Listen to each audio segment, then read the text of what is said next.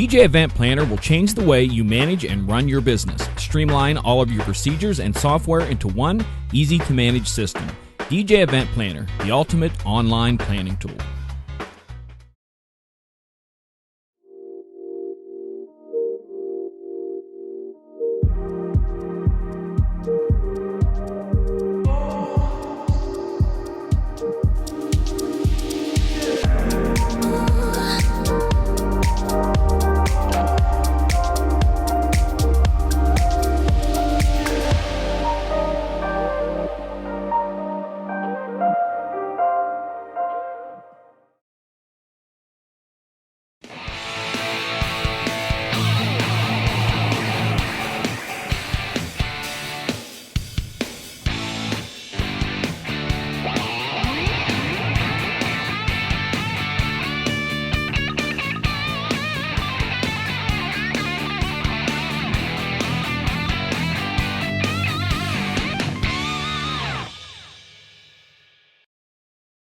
Jimmy says, spoiler alert, people die. You are live, gentlemen.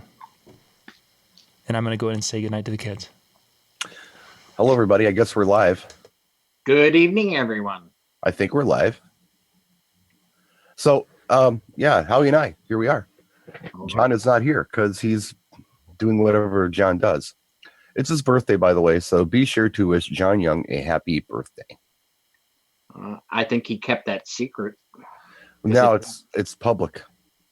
Oh, it didn't come up on my feed. He kept it secret, but I was told by a little mouse told me that well, that's how I heard about it too. It's his birthday. So here's what's going on so far. I am watching the chat on YouTube. Hello, everyone. Ian and David and True North and Brandon and Jimmy. And I'm also looking at the chat here in the webinar where we have Pump It DJ and Randy Bosley and Ian and Robin and all kinds of people.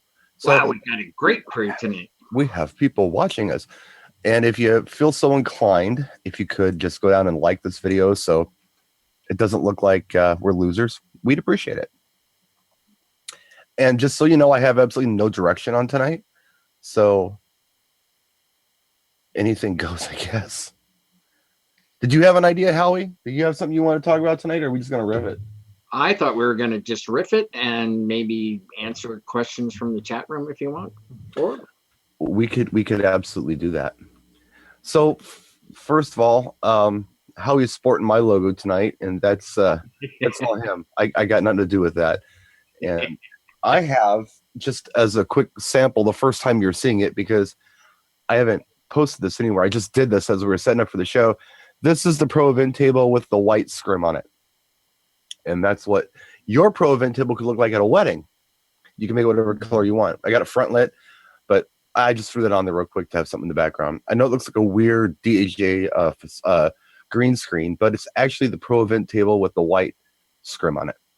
So I think it looks better front lit than it does from the back, because I like it front lit too. I noticed that in someone's video where they were doing the front. It's not a stealth when you do a front light, but it hides the shadows. Yes, it's a nice look. I think that's good for a wedding. It is fine for a wedding. It's fine for a wedding regardless. That's all kind of opinion. Mm-hmm. People really get funny about what they feel like is wedding appropriate, not.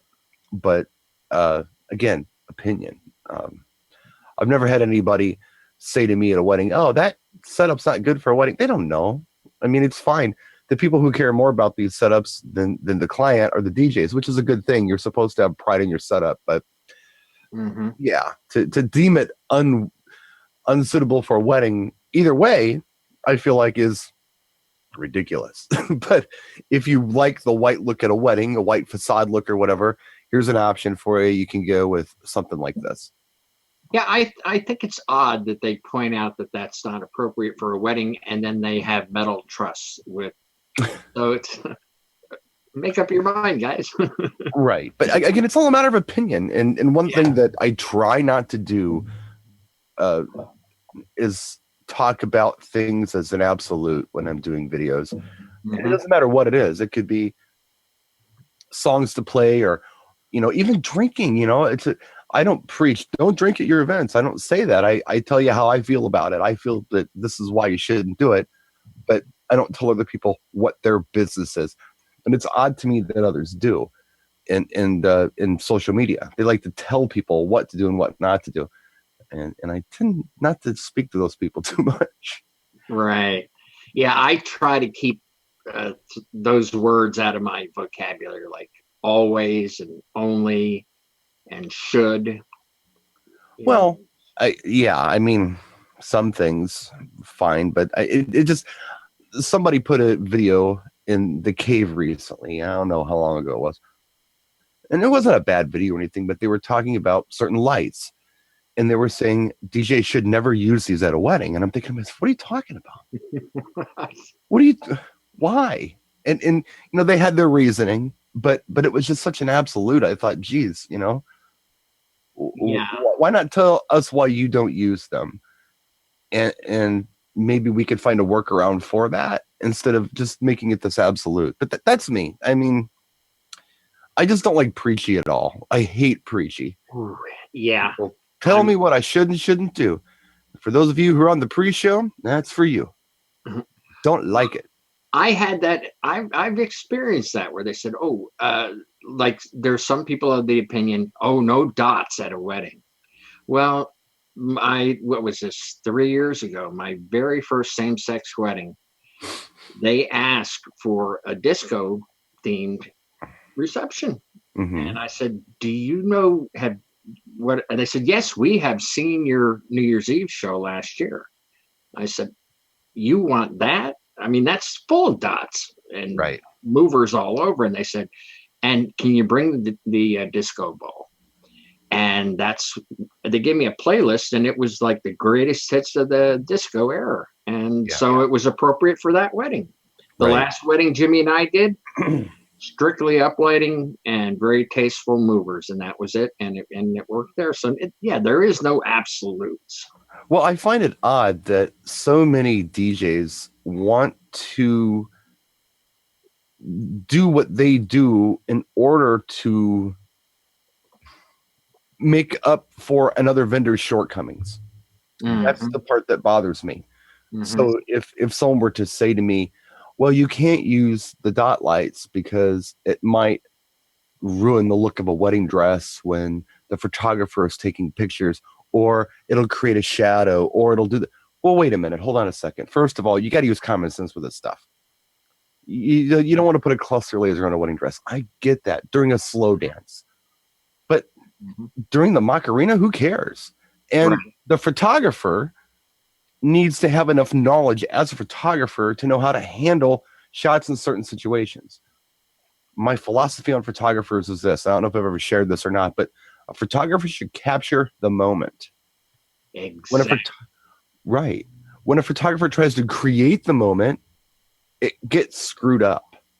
Mm-hmm. And it's disruptive for everyone. Mm-hmm. And I guess that's just where I'm at on it. I get really annoyed with that.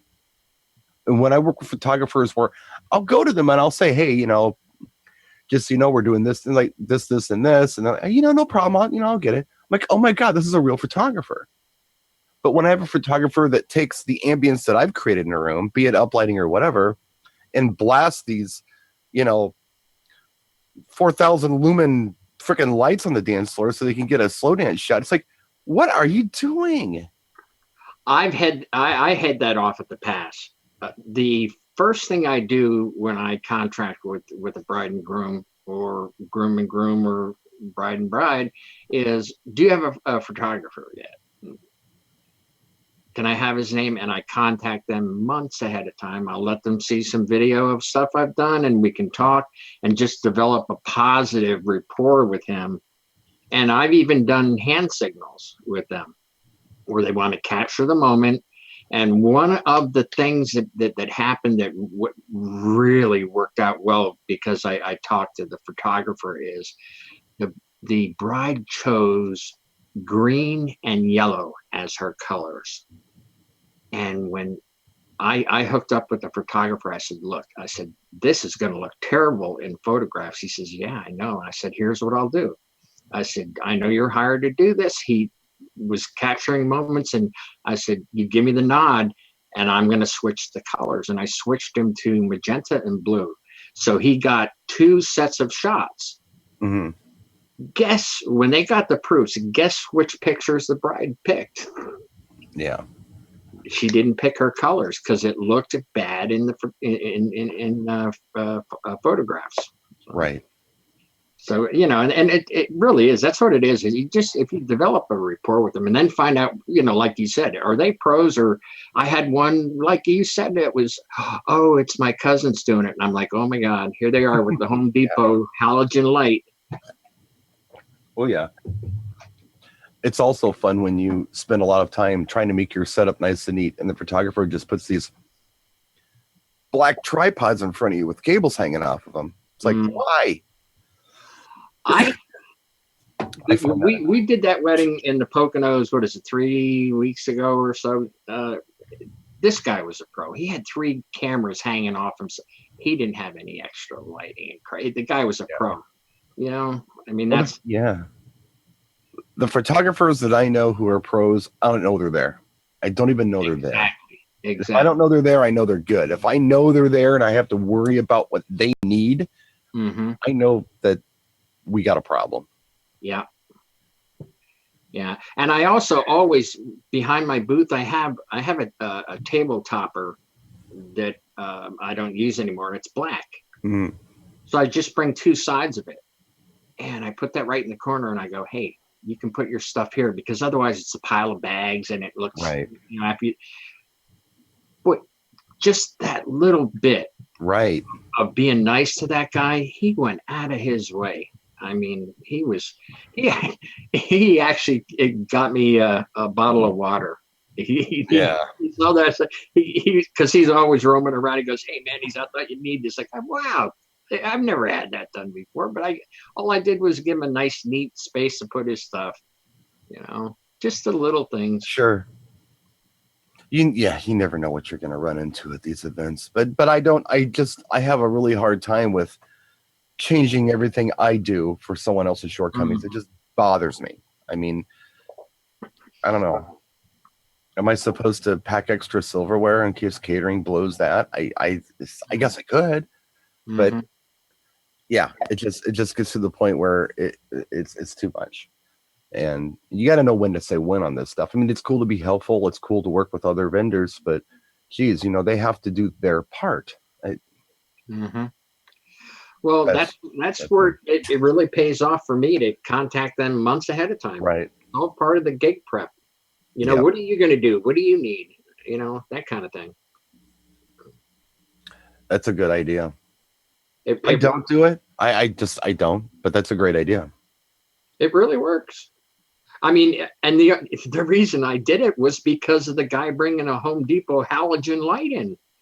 And that was 5 years ago. And then I said, I'm going to start contacting these guys ahead of time, Jimmy just brought up an interesting point too. Some of the newbie photographers, into the entertainment portion of the evening, want to go ahead and just grab people and pull them outside for things.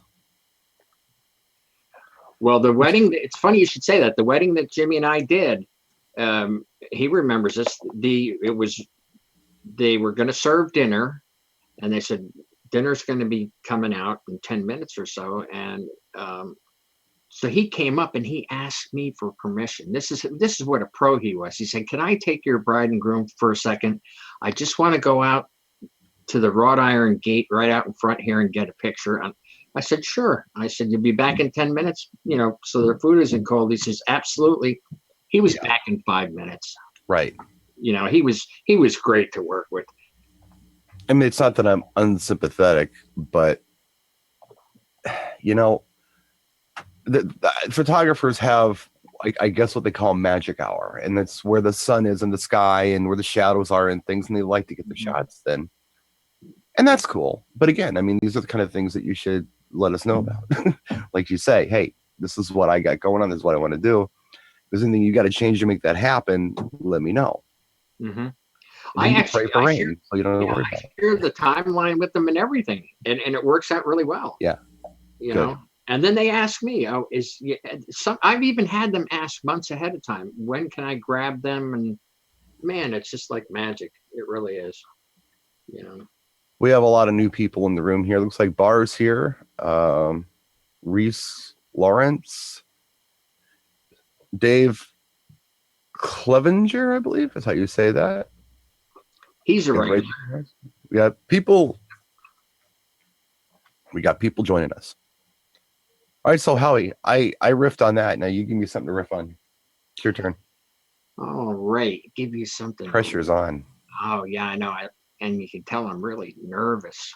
I'm shaking. Okay, let's see. How about dealing with the inappropriate song requests? Okay, let's do it. I get them. Yeah. Now, what do you deem inappropriate? And are you talking about from the client or from the guest? No, from the guest. Okay. Live at the event. How do you blow them off in a gentle way? Well, the thing is that I try to establish with the client, look, as far as musical content goes, this is how I feel about it. I'm going to do my best to use my best judgment on this. If I don't want something, I'm gonna just tell them no. And if they ask why, I'm just gonna say, hey, it's a wedding. This is not what the client wants to hear. Mm-hmm. If they got a problem with it, they can talk to the client and bring their case to them. But yeah, I wash my hands of it. Mm-hmm.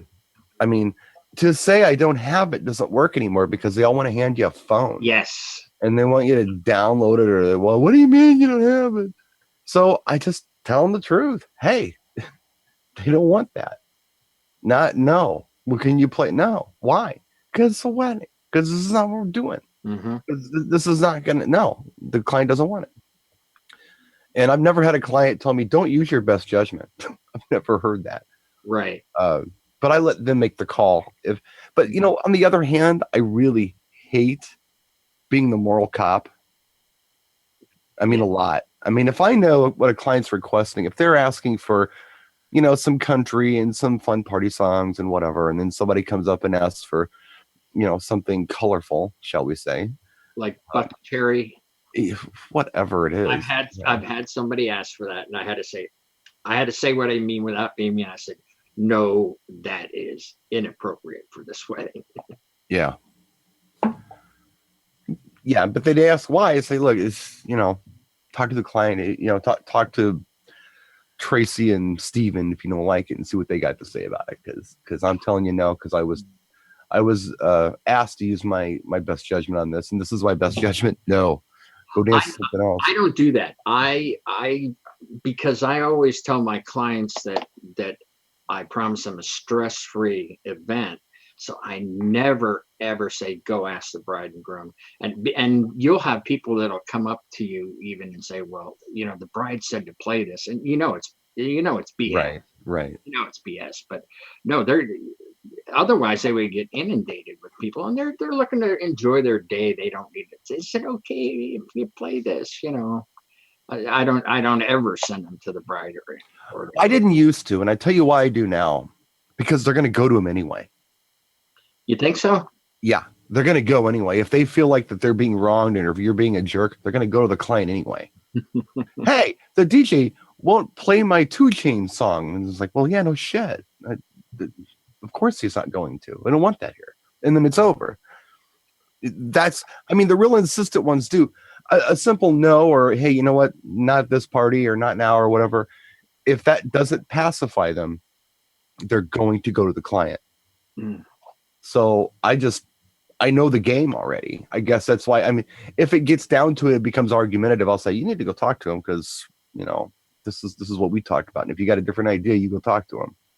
Yeah. The only time I do something like that is when I do private parties, social events, those, pool party things. Then I'll say, no.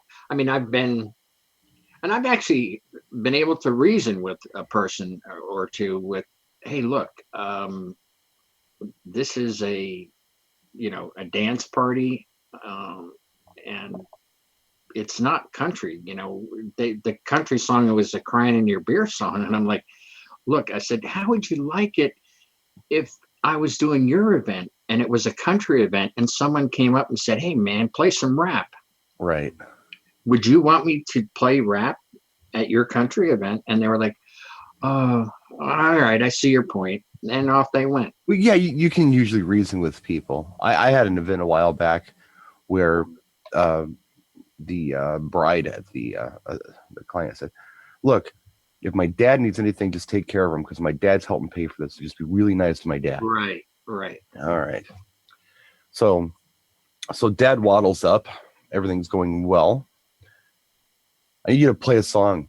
Like he's demanding at this point because he knows that he's king shit, I need you to play this. Like, all right, what do you got? You lost that love and feeling, Righteous Brothers. Like, I could do that, but I really don't want to jinx it for these kids. Oh, I understand if you can't play it now, but when you get a chance. I said, no, you don't understand. Like what?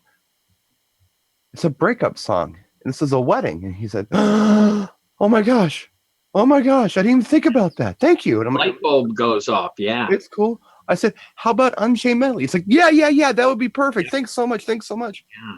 So yes, you can reason with people. It's not that you can't. But when they become unreasonable, that's when I throw out you just need to take this somewhere else. Right. Yeah. you don't like what I had to say about it? You go talk to management because I'm telling you what I was told to do. One of my diversionary tactics is I will occasionally invite the insistent requester back behind the booth, and I'll say, and I'll pull up. They request something like that, and I'll pull up other songs and I go, I don't think that's appropriate now. Like you said, oh, that's a breakup song, and then they can look at the list, and I go, hey, what do you think? And they pick a song, and then they've been satisfied. Yeah, pretty much. And then, of course, we all know the old trick when you have to play something and you lay it on them. Hey, Uncle Joe requested this. This is going out for Uncle Joe. Oh, yeah. And then it's not on us. That's right. Yep. That's it. And then everybody looks at Uncle Joe. Yeah. Bart says Runaround Sue is a cheating song. I play that sometimes. I Will Survive by Gloria Gaynor is a breakup song, but yeah. I play that a lot. I don't play Runaround Sue. No one's ever asked for it. I don't know. It must be my neck of the woods. This isn't something that we consider cool. We do other things. And I'm not trying to be the cop. Again, I'm not trying to do it.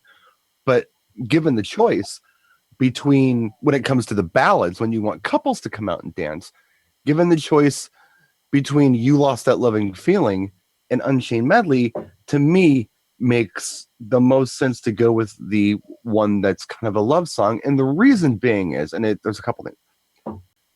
Main reason is you stand a better chance of hitting somebody's wedding song that way than you do playing Careless Whisper by Wham or Time After Time, Cyndi Lauper, something that's just a breakup song, Right. Now, I did a wedding one time where I got this huge list of breakup slow songs to play, and it was all that stuff: Cyndi Lauper, Time After Time, Careless Whisper, all these things. And it's like, I'm going to call the client, and I did. And I'm like, look, I'm not telling you what to do here, but I just want you to be aware that you've listed a bunch of breakup songs that you want to hear at your wedding. They said, oh yeah, we know, but we just like the songs. No problem at all. I'm happy to do it. I just wanted to point that out to you, and they didn't realize it. But yeah, I mean, that's why I do it. Now, when it comes to a dance song, who cares? I guess I'm not worried about love dance songs like I Will Survive or even Runaround Sue, but the ballads where you're trying to pull couples out there, that's when I kind of like to stand the best chance of hitting somebody's wedding song. Exactly. And some of those ones that I get those requests to, and it's just for whatever reason they want to hear it. I'll burn them things up during cocktail hour or dinner hour. You know, Yeah. Boom there. I did one of the summer weddings. It was the outdoor tent wedding. They insisted on me playing Pink Floyd. So I thought, what better time to do that than during the dinner hour? Yeah. And then I went into some of the slower songs, and I actually had 12 couples out on the floor dancing to Dean Martin and Michael Bublé. And I thought, wow, this is going to be easy. And then when it got dark and we went into the dance songs, boom, packed dance floor. It worked out really well. Yeah. It's all stuff that we pick up. I look at guys like Barr, he's a kid. He's doing a good job, but he's a kid. You got a lot to learn. And it's not because you're not capable of doing it. It's just because I have a lot to learn. And I'm twice your age. So you have a lot to learn. It never ends. Howie is twice my age, and he has a lot to learn. He's like 93, and he has a lot to learn. I'm 92. Okay, sorry about that. Oh my gosh, Howie. I got in so much trouble. Last week. No. A woman asked me to guess her age, and I just said it, and it was wrong. Jeez. Yeah. It's like, do these pants make me look fat? And you answered the question? What were you thinking? Is that a rhetorical question? What are you going to do with that? That's when you need to put your politician on and say, I'm sorry, I don't recall. I don't have an opinion on that issue. Bar asked about if I have any luck with Frank Sinatra songs. Yes, I do. There are a lot of Frank Sinatra songs that people really like. Fly Me to the Moon is one of them that people ask for. Of course, New York sometimes. Mm-hmm. There are a couple that people want. The problem I have with Frank Sinatra songs in general, or any big band stuff, this could be Glenn Miller or whatever, is crescendo, especially during dinner. And what I'm talking about is, and you don't notice it as much as you in the new pop standard stuff, like the Michael Bublé and the Harry Connick Jr. and the Norah Jones and all that. But in the old big band days, and it was cool, things were very quiet. They did that a lot. And when you do that, you scare the shit out of grandma. I have the perfect song that is an example of what you're talking about. And it depends on when you play it. It can really work. And that's I Did It My Way. It's real slow. And then the big crescendo. I took the blows. Right.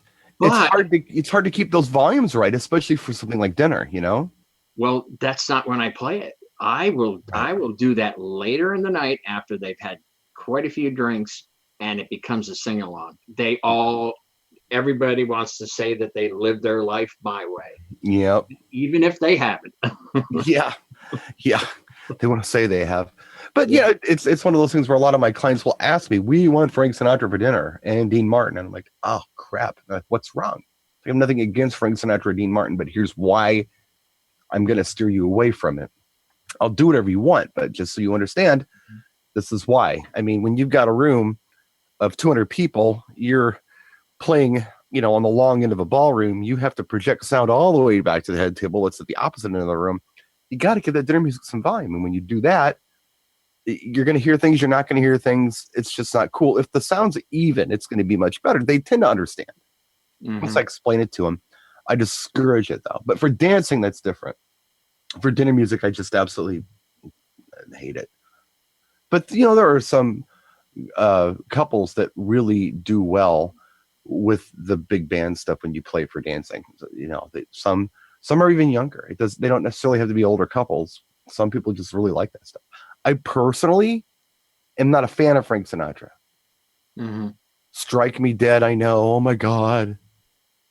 I'm not impressed by this guy. He doesn't sing well. He never wrote anything. except that Nancy song, I think. But I don't mind his music. I'm just not a fan. So, but I do like playing "Fly Me to the Moon," the Frank Sinatra version, Mm-hmm. and a couple others, I guess. But you're not a fan in general. I never got Frank Sinatra. Yeah, I see where Burr is going with it though, because he's from Jersey too, and we're so close to New York. Yeah, It flies in our market, and it goes over well. Yeah, well, it goes over well here too. Yeah. I mean, very well. People like it. I mean, that's to them that is the ultimate sophistication. To play those sort of things. But you gotta avoid them at all costs. Everybody does it. Everybody plays this stuff. And everyone's different. Yeah, I mean, every event so far for me, everyone really is unique. I mean, I've done everything from the Frank Sinatra and Tony Bennett type ballads to they want yacht rock to. Oh, that's fun. Yeah, and then I've had they want the Poco and Eagles type country rock thing, and it's like, oh my gosh. I mean, it's just all over the map, and it depends on the client. I'm being told that Frank Sinatra is awesome, and I'm sorry, but he's popular. He's very popular.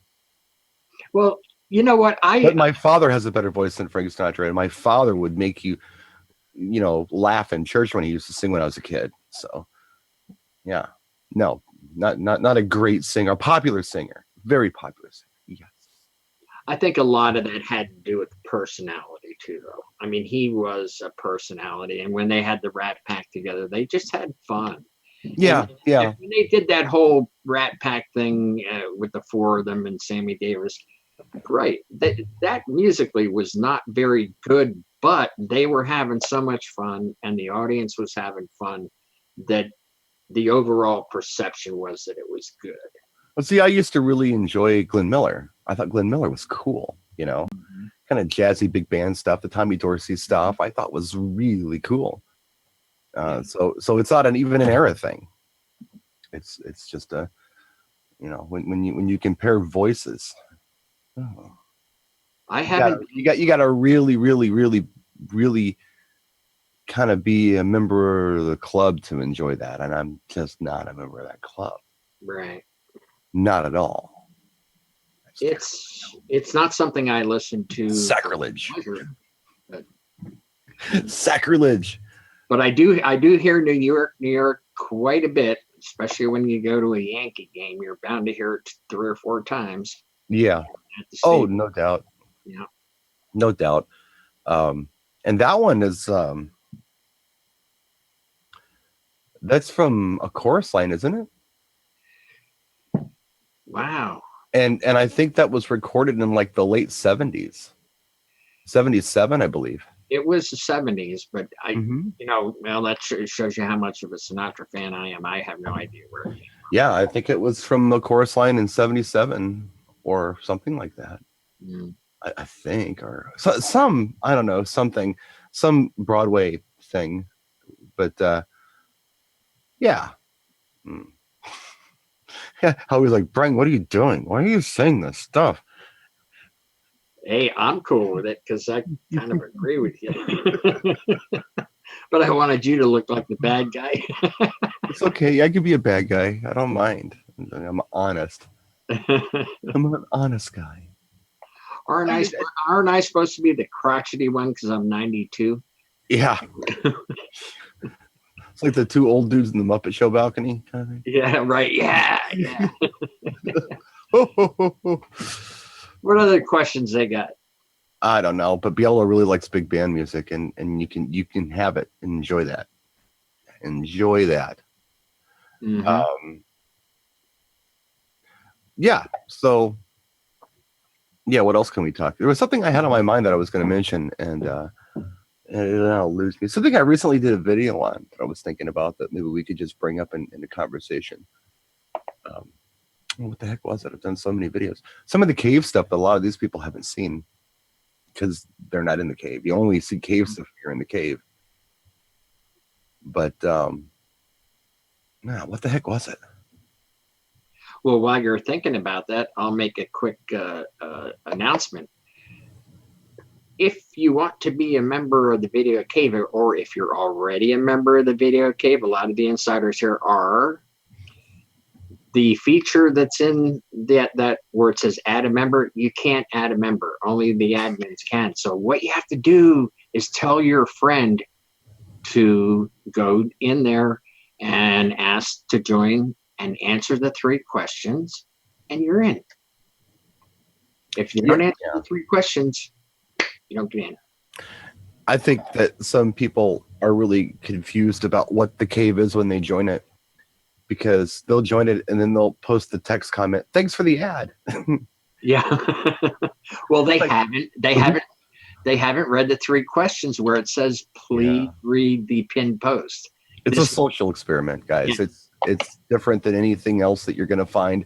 We're discouraging things that are particular. Like, it's very popular to ask a controversial question because every group does it. What do you think of the sync button? Or that kind of stuff is going to get a lot of feedback. I don't care about that. I'm worried about good content. Right. I'm not worried about popular content. I'm worried about good content. I'm not worried about provocative content. I'm worried about good content. Mm-hmm. And if only 3 or 4 people respond to your video that you post on whatever subject you want to post it on, that's still better than sync button, yes or no, in my opinion.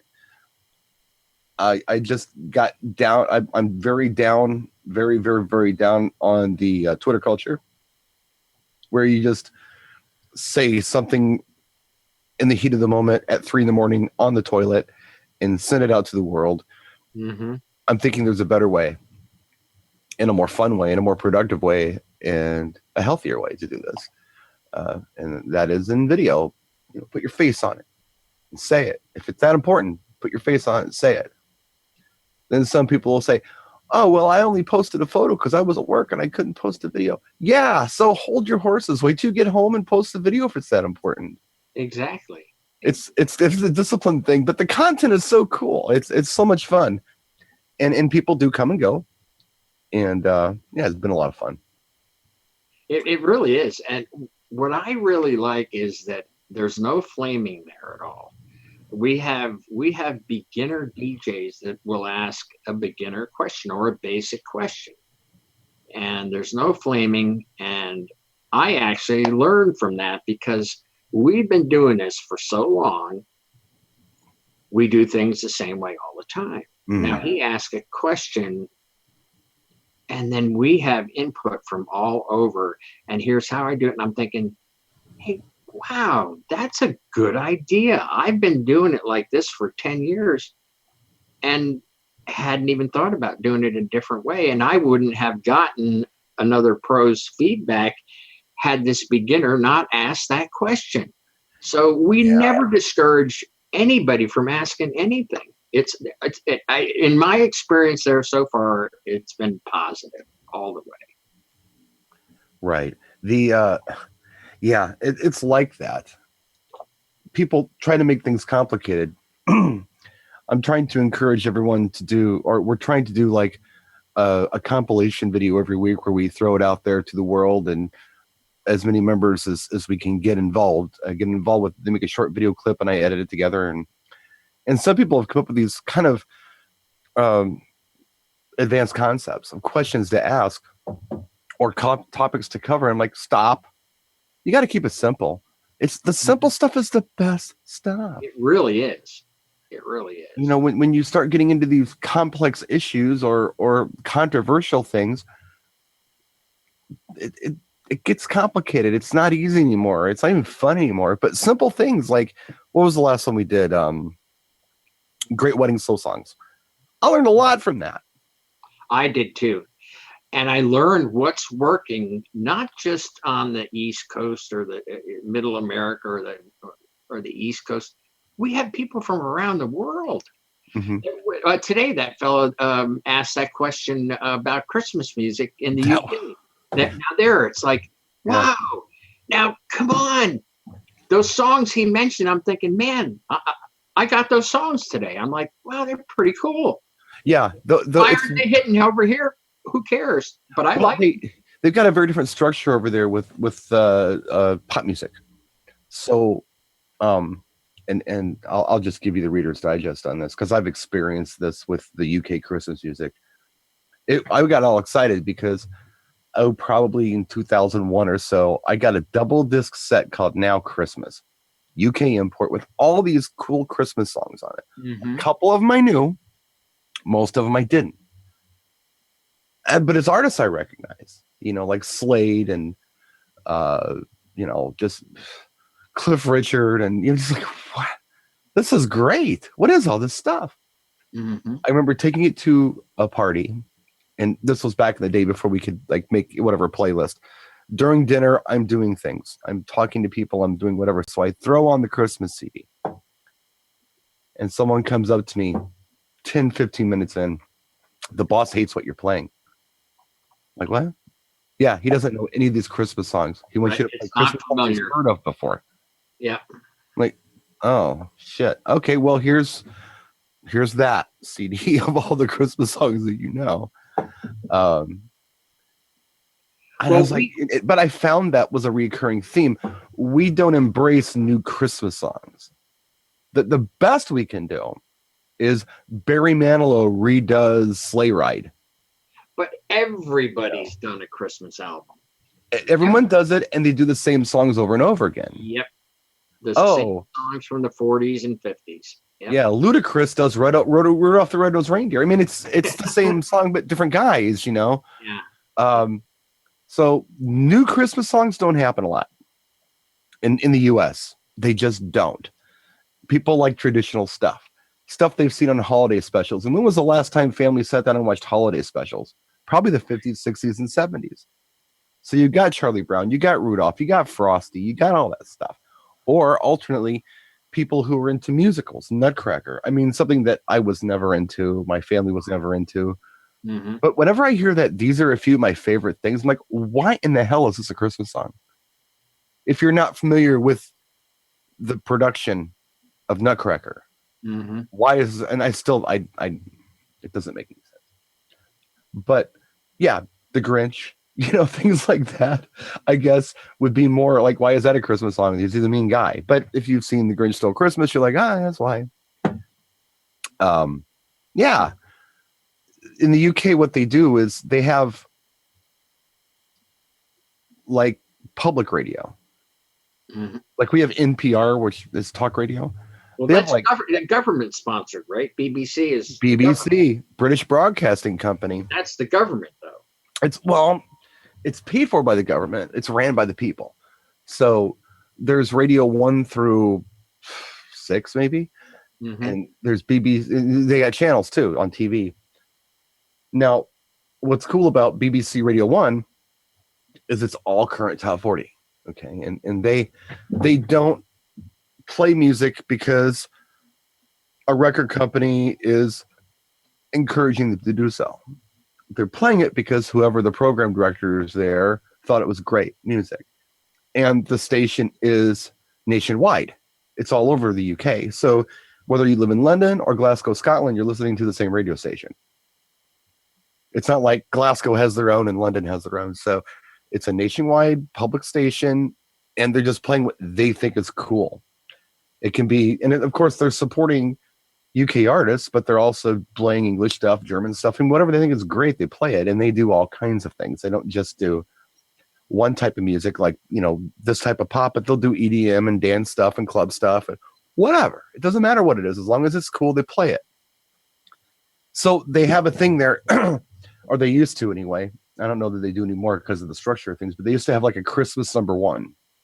Like it was a big deal, whatever was #1 at Christmas time. And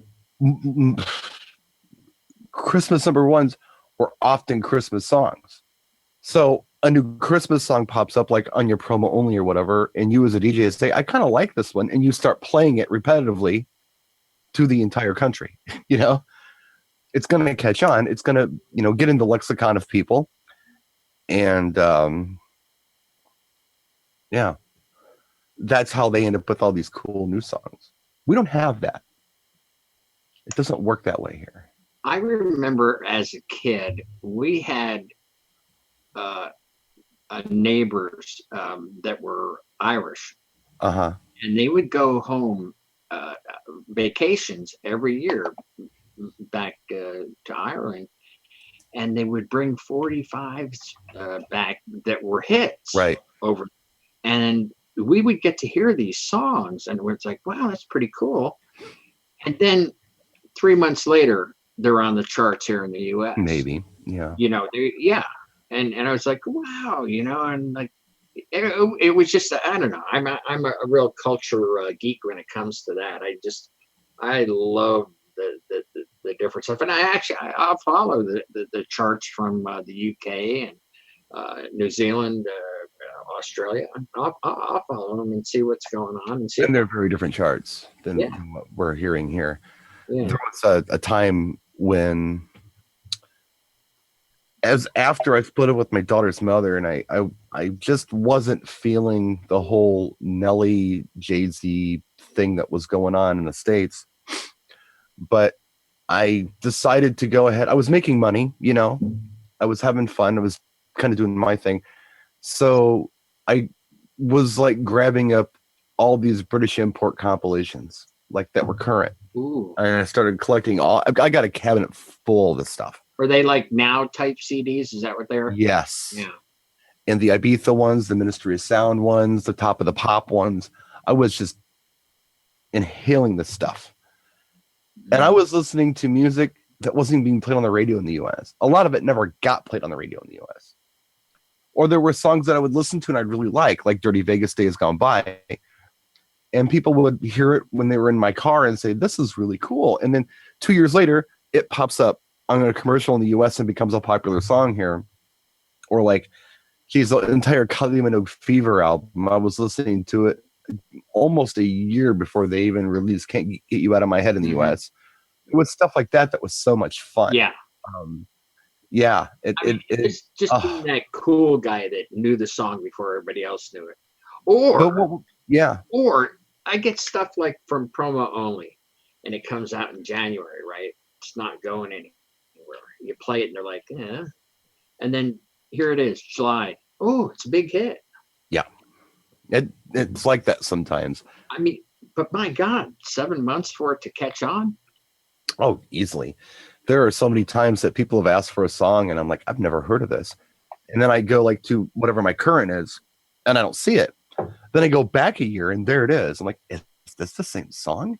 Mm-hmm. It just hit. Sure enough, it just took that long to catch on. It works that way sometimes. Well, that's why, you know, I don't mind. I got a 4 terabyte hard drive that I keep everything. And it's just, if someone, you know, I wouldn't do it at a wedding, let's say, but when I'm doing these pool parties and, you know, I have to make, you know, these mansions and all that other stuff, or they come up, I'm like, I don't know, let me check. And I'll plug it in and do a search and I'm like, wow, there it is. Holy cow. Yeah. And I never played it, you know. Well, here's a perfect example. I mean, there's so many songs that you never, ever hear that they play over there. Right. You never, I mean, most of it you don't. And I haven't listened in a long time because I'm just busy, but it used to be so good. I mean, I really enjoyed it compared to what we're hearing over here. So people would ask me if I like new music. I'm like, yeah, but you haven't heard it before. You don't know the new music I'm listening to. But I love new music, but not what you're hearing. Right. You remember the song by the Proclaimers, the 500 Miles? Yeah. What year did that come out, Howie? What do you say, about 95?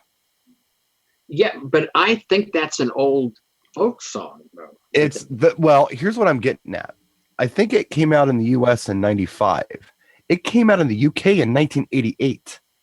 Yes. It took that song 7 years to hit the US singles chart. Exactly. That's what I'm getting at. That was an old folk, but even when it came out in 88, it was just their version of I shouldn't say old, traditional folk song. I don't know if it was an old traditional folk song or not. I don't know, but I do know that particular recording by the Proclaimers was like 7 or 8 years old before we even heard it in the States. And it's a huge tune. Everybody knows it. Mm-hmm. Well, we get that same thing with groups that, they come out with their first album, nothing happens, and then their third album, they've got a hit, and then people are buying the back catalog, and it's like, hey, we're going to release something off of the first album, and and now all of a sudden that's in the top 10. Yeah. I mean, That happens a lot too. Absolutely. Yeah. Absolutely. All of a sudden they're the cool new group. They've been on the road for 10 years.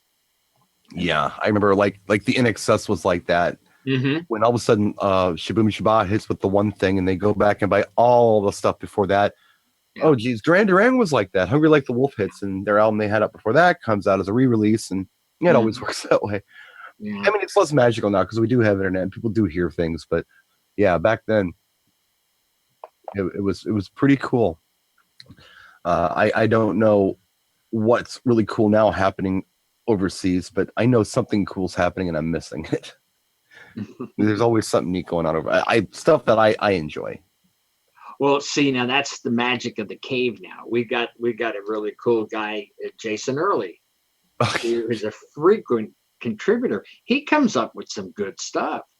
Jason's an old friend. I love that guy. Jason's a trip. Jason is a trip. Oh my. He's really big on and the weirdest thing when I started traveling, of course, I'm 46 years old, right? When I started traveling and meeting people my age, the thing that I found the most odd when I was traveling abroad was how people, when they found out I was from the US, they would bring Elvis Presley up to me. That is not in my generation's lexicon. I mean, like that. Right. We know Elvis happened, but we're typically not Elvis fans. It's not who we are, Mm-hmm. We're Michael Jackson fans. We're Prince fans. We're Madonna fans. We might even be Pink Floyd fans or Led Zeppelin fans or whatever, but we're not Elvis fans. But abroad, Elvis Presley is like the Beatles. I noticed that a few years ago when China, after that Tiananmen Square thing with the guy standing in front of the tanks and they look good and they kind of opened up a little bit, and I couldn't believe everybody was dressing like Elvis, and they had a 50s movement, and this was in the 90s that they discovered Western culture, right? And they did the slick back hair, and they were getting surgery to look like Elvis and Marilyn Monroe, and I'm like, wow, you guys, like, you could have picked like a 40 years ahead, maybe. No, that's okay. Yeah. No, I mean, there's nothing wrong with that. I mean, like my daughter, she's not 20 yet, but she loves the Beatles. That's just her thing. It works like that sometimes. But Elvis, I mean, that was just so odd to me. Elvis was my mother's music. It wasn't mine. It didn't belong to me. My mom was a teenager when that came out. I know that you had mentioned that you are a McCartney fan. Yes. And I have been, and I know I follow his career through the ages as well.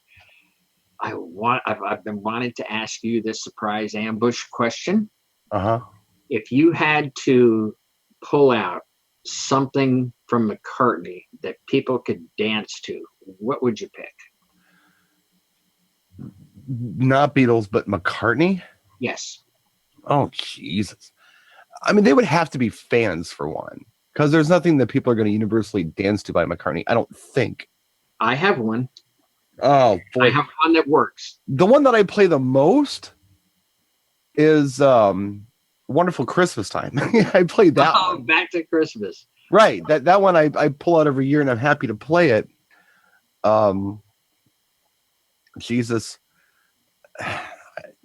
What do you got? What would you put on that people would universally dance? We had talked about how I had this secret crate, not so secret, but obscure things and now Guardians of the Galaxy came out and they used up all my songs that didn't hear very often, and now, well, I put Junior's Farm in there. Oh, it's upbeat, it's fast, it's 127 BPM, and you slide it in at the right time, and it works.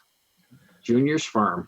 You know, when I think back, I mean, the last time I had anybody get up and dance to a song that Paul McCartney was involved with and sang on that wasn't the Beatles was right after Michael Jackson died, because I did Say a lot. Mm-hmm. And they danced to it, which is a great song. Mm-hmm. And I know Paul wrote that because it turned up on his album and not Michael's album. Mm-hmm. Yeah, but I mean, there are so many really cool songs that if people like them, or if they turned up in a movie, right, and got back in the lexicon, people would want to hear them and dance all the time. Like Coming Up would be like a Footloose if it had the right association attached to it. But yeah, just this is a wild dance song. There's so that's all. But yeah, Junior's Farm. That's an interesting choice. Yeah, I wouldn't do it at a wedding. I do this at the private things, but I mean, I wouldn't start a set with it. Uh-huh. But it slides in nice, and they're like, yeah. But then they'll come up and they go, I've actually had people go, who was that? That was good. And I go, it's Paul McCartney. Yeah.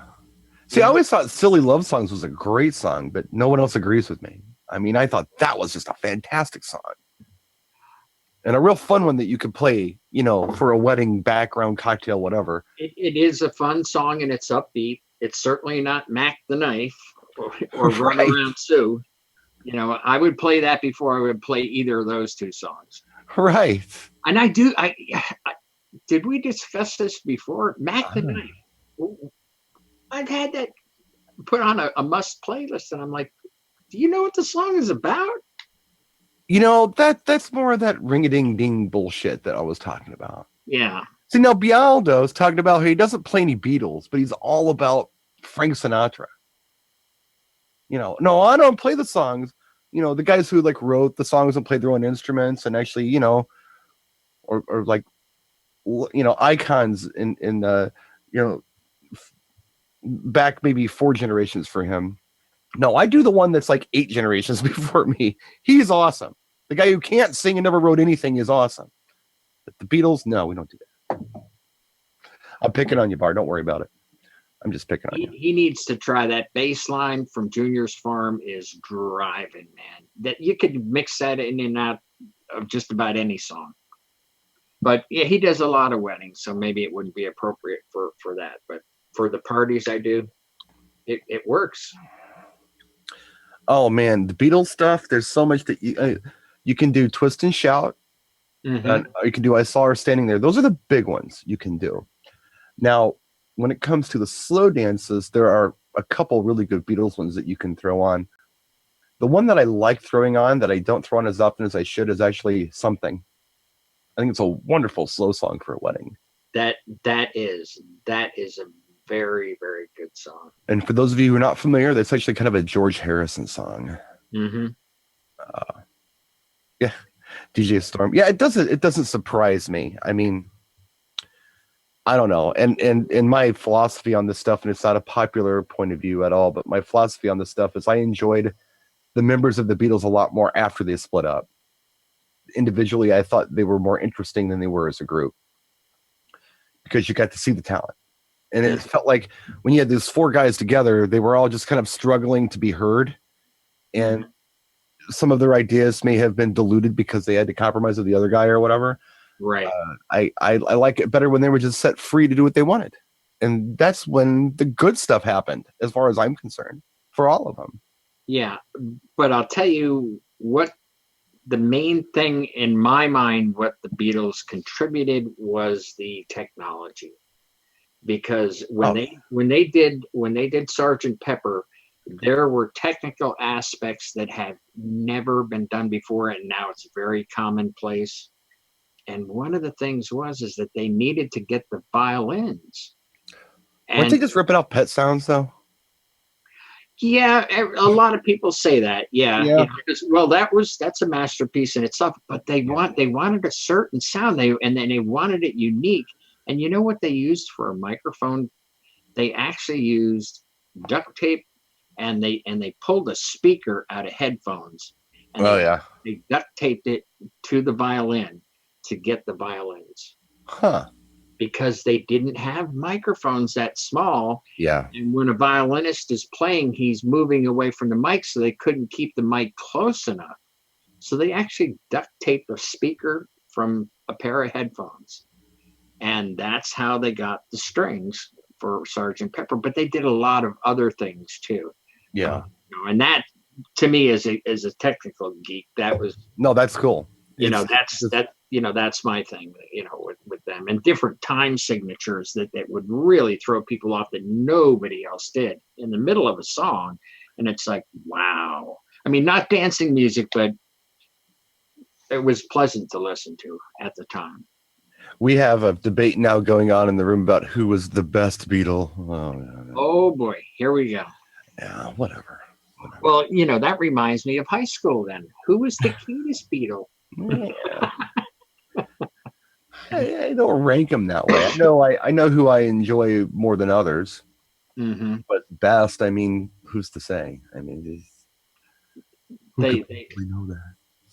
Yeah, they all were unique. They all had their moment. They really did. They could have. They could be standalone artists, like you said. I mean, I enjoyed everything from them when they broke up. But would they be popular had they not been the Beatles? Probably not. I don't know. I think Paul McCartney might. That stuff was so solid. I really do. John Lennon probably as well. It was very topical for the time. Mm-hmm. Ringo and George might not have stood a chance, but yeah, Wings was just that good when you look at pop music at the time it was being done. Ringo, I think, would have made it, and if he didn't make it, he would have made it as a session musician because he was such a unique drummer, and he could play, and he still can to this day. He can play 2 different time signatures on each hand.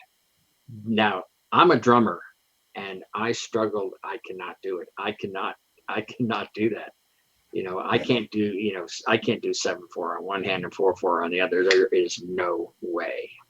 I just, and that's why I got in the business I'm in. I mean, I think I told this before. As a teenager, I went to Manhattan. I'm going to be a rock star. I mean, we were all going to be rock stars. Of course. And I was a drummer in a local band. I was a big fish in this small pond. And I went to Manhattan and had my ass handed to me. Man, there were world-class musicians there. And I was like, uh-oh, I better find another line of getting $1 million.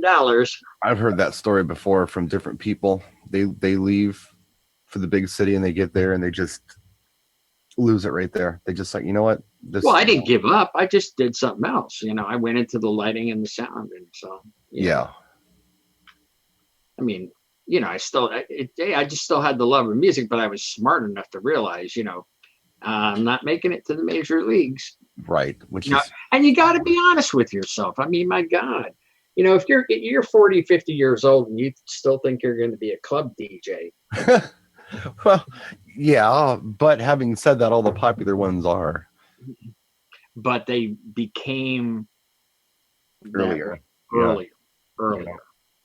Oakenfield, well, he's still doing it at his age, but he became popular early. He was much younger. He was much younger. Yeah. Yeah, absolutely. Who does work and wasn't really known as a DJ up until the last few years, but now works quite a bit is George Moroder, who I believe is 75.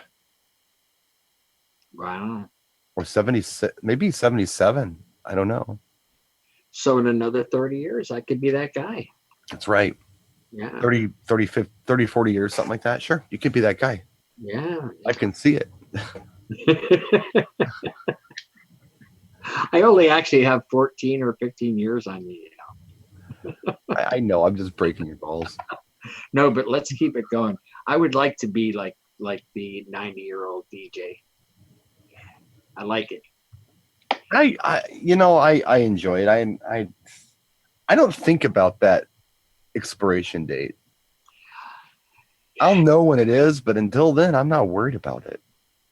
I'm gonna say something here I haven't said before, and I really thought this would be my last year. I thought I'm gonna go out with a bang. I'm doing these big shows that I was doing, and that one last beautiful wedding, and I thought, that's it. And then the cave started, and I'm looking at all these gray-haired people that are still banging it out there, and everybody's like, great ideas, and they're doing the same thing I'm doing, and I'm like, it turned me right around. I'm like, yeah, why should I quit? And that topic came up about ageism, and it's like, looking at the guys that are there that are working 4 or 5 nights a week, they're all, either mid 40s, into their middle 50s and gray hair, and they're working all the time. Yeah. I mean, look at Jason Early. That guy did like 15 Christmas parties this season. Yeah. Jason. He worked damn near every night. 50s. Yeah. Every night. And I'm thinking, no, I'm not giving up. There's no reason to. Unless you want to. They keep calling, so yeah. Well, here's how I look at it. I am, and you obviously are, but my generation is unique in the regard that I lived through the 70s, I lived through the 80s, 90s,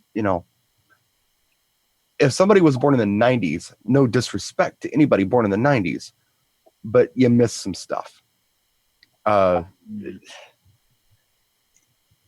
saw it. My daughter was born in 97. She doesn't know what life's like without the internet. She doesn't understand what it's like to really need to hear a song and seek it out and go to record stores and hum it to people. And it's just a different culture that we've lived through. And I feel like that benefits us as DJs, not only because we can look at things in a different way than the obvious, which is just type it on your computer. But the other thing is we can relate to some generations that, we're in between, really. We're between, I'm between grandma and grandpa and the person getting married. I'm right in the middle. So I can look either way and kind of have empathy. It's a unique position to be in as far as my generation goes, and even your generation. Yeah. That I don't know that anybody else would have that type of insight. Or if you're younger, if you have it, great, but it's not as common. You know what I mean? Perhaps, I don't know. Maybe I'm wrong. Maybe I'm but I way think wrong. I think what we have is that experience that we don't get flustered or nervous when I guarantee a stress-free event. That doesn't mean that there's not going to be things happening. It just means that I've had enough experience that if something comes up, the client is not going to know about it, and I'll take care of it. Yeah. Whether it's an equipment failure or a computer goes down, I'm smart enough. I'm right into another song. They have no idea my computer went down. All they know is that the music's still playing, and they think, "Oh, he's mixing," and I'm like, "No. I'm rebooting my computer, and then I'm going to go back to using that." Or even I've had the controller go down, and they never knew. They never knew. It's just that life experience, and having. I mean, my God, Ben kids around about his first light show being coffee cans. Well, I still have coffee can lights, and I kept them. I kept them just to remind me of where I came from. I mean, and that's why I don't make fun of guys that come in and say, "Hey, look at my system." That's not what we're cave. It's like, hey, everybody started somewhere. The ones that do blow my mind though are the ones that feel like that DJ equipment should be this turnkey thing. That bakes my noodle. There was somebody who recently said something about table modifications I'm doing, and so why can't you accept the table for what it is? Like, I remember that. There was a time when there was no such thing as DJ equipment. I mean, you had turntables that came on your home stereo. The only thing that was kind of DJ equipment was maybe a mixing board, but it wasn't even specific to DJ. Right. Everything else was thrown together, as Ben Stowe calls it, the unholy marriage of pro audio and home audio. That's true. Where now it's got to be turnkey. It's got to be this thing that was built specifically for exactly what you want. And just the notion of why can't you just use a table? Just no, because you don't do that.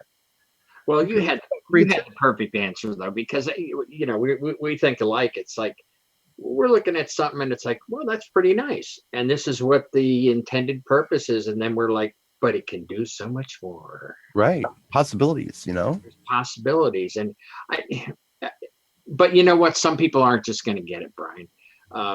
We're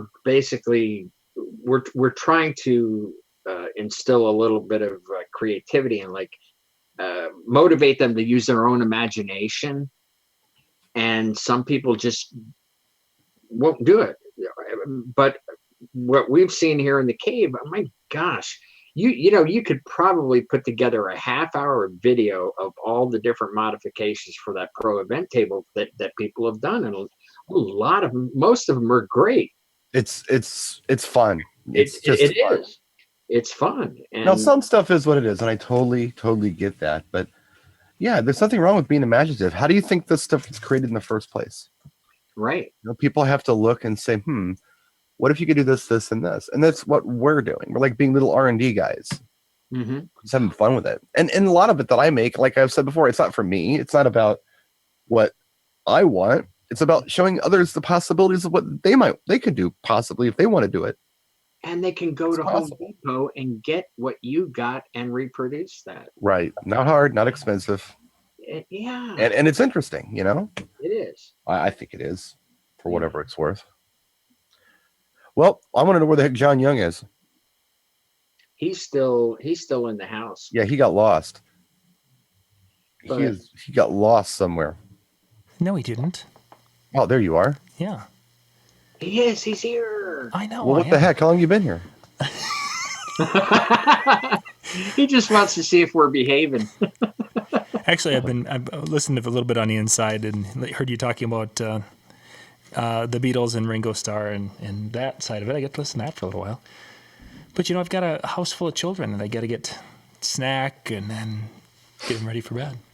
Understood, Dad. Yeah. So thank you guys for enjoy your birthday. Yeah. Well, they had to sing happy birthday to me. So, and then they thought I was actually working with so the other two kids sang happy birthday and recorded it and then sent it to me on Facebook here somewhere. So. Oh, that's great. That is wonderful. So did we take up the 2 hours? 2 hours. That's what happened last time. We didn't even realize it. Brian goes, "Oh my gosh, we've been on for 2 hours." It went like that the last time we did that. Oh, that was, I forget what that was. Oh, you were on a trip. You were on the hardware trip. Yep. You guys were yeah. And before we knew it was like 2 hours. Yeah, time goes when a person's just having those kind of gab sessions.